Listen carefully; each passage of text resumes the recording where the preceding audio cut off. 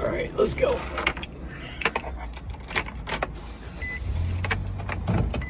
Something I realized when I am in like Sephora and stuff like that, or like makeup stores, I realize how much really goes into just the feel and the look of everything. Women are very obsessed with the feel and look and obtainability of these items. It's like all this like nice, I don't even know what you'd call the texture. It's like Pantone satin, like I don't even know how to explain it, but it feels like really good in the hand. It's these really pleasing colors on the eyes.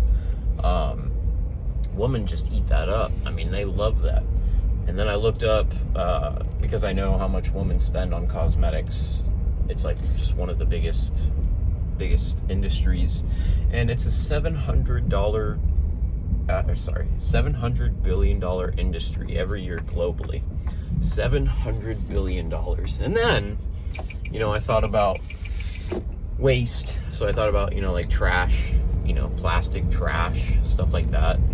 And sorry, let me make sure my ringer's off because it annoys me when I'm trying to make a video. And I thought about how much that has to be contributing to it, because if it's a $700 billion industry and it's all these little items all made out of plastic that just get thrown out, well, how much of that is you know, how much of the world's waste does that make up? It's gotta make up a lot. I mean, a lot. So yeah, that's been something I'm thinking about. It's just an interesting thing to think about. You know, maybe women could buy less of these things. Maybe we could make some biodegradable ones, maybe for cheaper. I would think that makeup industry would find that like an appealing venture, but then I think it's harder for them to justify the prices on a $30 bottle of something this small. And it's crazy how many things there are. I mean, you go into a makeup store and there's like a million things, a million different things. And this also leads me into another belief. This is just a belief of mine. All this skincare crap, all this, all that, seems like a bunch of hobunkus to me. It seems just like one big lie that you need all of this stuff to keep your skin super nice and pretty. It just seems like a total lie. You know, I feel like, I mean, my skin doesn't look too bad. I think my skin looks alright. I just drink water, and I'll use a washcloth at night in the shower to just rub off the dirt and stuff, and I'm good. I'm good, you know, and I used to have acne and stuff. Now I still have scars right here. I think I might still have some scars on my cheek, but like I don't get pimples or nothing like that. But I wonder how the Asian women do it, because maybe they are using products, or maybe they're just genetically like that, but they have like the fairest, nicest skin. It's just like white, and it looks like glossy almost. Like it just looks like, it doesn't look real, at least from the videos I see. But, you know, and I actually think that about most women. I mean, I think their skin would look just fine without all this crap. I actually think it'd be healthier. I mean, there's no way putting all of these different chemicals and having this routine where you put five to 6 different chemicals on your face when you're taking a shower or washing up at night or in the morning. I don't know, it just seems like a lot. It just seems like a lot. The things women will do for beauty, it kind of sucks. It actually does suck. That makes me feel glad I'm not a woman, because they do a lot of stuff, and oh my gosh, it'd be so boring and waste. You just feel like you're wasting money. That's another statistic I should look up. I should look up how much does the average woman spend a year on cosmetics. It'd be very interesting to know. I'd also like to know how much does Kim Kardashian spend on cosmetics. It's also like these women, like Bad Baby, she got like $60 million, I think, from like her makeup company. So I mean, it's just this.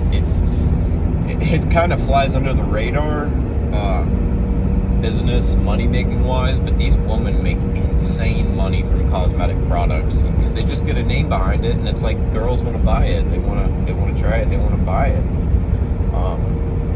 Don't get me wrong. There's things that are cool. I'm like kind of hating on the cosmetic industry. I mean, you can do really cool things with makeup and stuff. I'm just thinking deeper about it. Or maybe I'm just being an asshole. One of those two.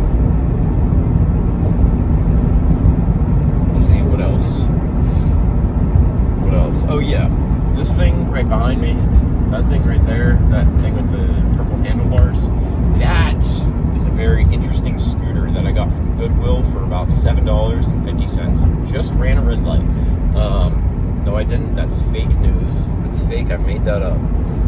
But that thing right there, so you know how a normal scooter has just like one place to put your foot, like it's just got that long bar? Well, this has got two places. So it's those handlebars, and then you have two places to stand on. It's kind of like a V, and you kind of stand with your feet apart. But what's really cool about it, you can push it like a normal scooter, but it turns with two wheels, so you can drift it. Dude, it is so sick. I'm gonna try and get a video of it soon. Using it for a while gets you dizzy, but I don't care. It's so fun. I want to see what it's capable of on, like, I've only tried it really in like parking lots and a driveway, but I want to see how it does on like whatchamacallit, I want to see how it does on just like a normal street, you know, like a nicely paved neighborhood street. It'd be pretty sick. I want to know how you can drift it. Now, if you drift it really fast, one of the wheels comes up and then it like tips. So I think there's probably a technique I can use to shift my weight, but I think you can only go so far, because obviously you can't yank it and jerk it while you're going super fast. I might have to squat and just try to spread the weight evenly on both sides, or counteract the wheel lifting up. I have no idea, but that thing was really fun. And I was trying it at my girlfriend's house, and it gave us the idea of us both getting go-karts, which would be really, really, really sick. We want like off-roading go-karts that we can take to trails and stuff, because you can't really legally ride them in many places. We just wouldn't have that many opportunities, but there's a lot of trails where we live, and a lot of big parks, and that's definitely something we could do. I think that would be really, really sick. Get some go-karts, drive around. Yeah, my friend Andrew had a go-kart that he was working on for a long time as a project. Worked for maybe like a week, and it was really fun to use, and then it just kind of fell apart and hasn't been working since. The motor on it is really nice, but it's been sitting outside just getting rusty and this and that. But yeah, and I really am craving to go rock climbing or frisbee golfing, but instead I need to work. And I made a plan with my friends that, you know, this winter we would just grind and grind and grind. So that's what the goal is. The goal is to just make as much money as possible. We've been thinking about getting land, and my girlfriend brings up a good point. It's just, and I've had this point in the back of my head, and this is the point I brought up with them. Owning something with two other people is like really, really hard, because it's like, how do you make decisions? How do you make sure everybody's on board? How do you prevent emotions from getting into it? How do you split the finances equally? It's tough, but we all really, really want something that we can work on together, and I just think it would be a really cool opportunity to do. I just hope there isn't that many complications with it, but that's kind of the reason we're grinding and saving up money, because there's this 10-acre piece of land. It's almost 11 acres in Portersville, which is just north of where I live. It's a beautiful area. It's not super developed. It's pretty rural, but it's still pretty close to the cities. It's really nice. It's a 10-acre, 11-acre property for about $77,500. So, yeah. Down payment, at least the projection on Realtor.com, was like almost a $20,000 down payment. It's like $18,600. And then after that, I think it's around $500 a month, including property tax, whatever else there is to pay, and the mortgage. So yeah, I mean, if we really wanted to do it, pull the trigger, we all just need to save up a proper amount of money, so we still have money left over, but we can do the down payment and be all right. I just think it would be so cool. We have a lot of ideas. It would be really cool. The first year, we would just start scaping stuff with our hands. You know, we just start working the land, cutting down trees, doing whatever we need to do, getting utilities, this and that, maybe putting in a gravel road or some trails to make things easier to get around the property, and then sort of planning. Man, it would be so fun. It would definitely help if we had more money, or we had better paying jobs. It'd be a lot easier to make this decision and save up for it, because, you know, really $77,500 split between three people is not that much money. Could easily do that in a year with, you know, a decent salary job. It's just, the fact is, I'm still in school.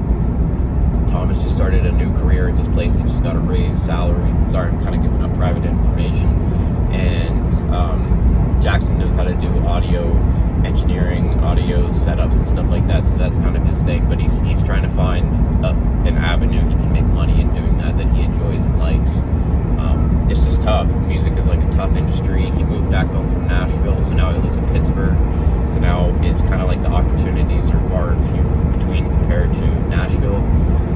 So I hope he can make it work. But yeah, you guys have definitely seen Jackson on the channel. All the videos that I post with like making music and stuff, that's Jackson. That's all of his equipment. That's all of his stuff. And we also have an idea to try and turn that area into a studio, which would be really, really sick. I'm super down to do that. And I would love to do that. It's just he's a busy bird right now. He's got his van. He's still trying to renovate. It's pretty sick. I've showed the van on the channel. He's trying to renovate that. And yeah, it's gonna be sick. So yeah, guys, that was kind of my BS rant while I'm driving. I want to give thanks to anybody that watched this.